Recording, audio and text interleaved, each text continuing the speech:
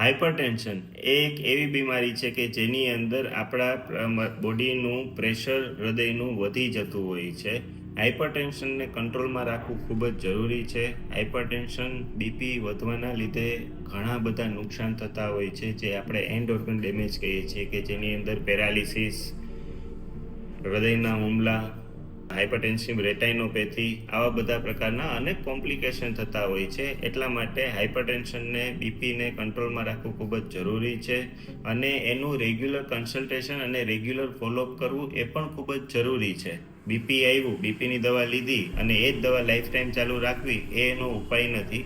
BP આવ્યું, બીપીની દવા લીધી, એને રેગ્યુલરલી તમારા ડૉક્ટરને કન્સલ્ટ કરતા રહ્યો, કે જેથી બીપીમાં કોઈ પણ પ્રકારનો ફરક આવે તો તમે એની વ્યવસ્થિત સારવાર અને તાત્કાલિક ધોરણે એનો નિર્ણય લઈ શકો. બીપીની કોમ્પ્લિકેશન અટકાવવા માટે બીપી સ્ટ્રિક્ટલી કંટ્રોલમાં રાખવું ખૂબ જ જરૂરી છે.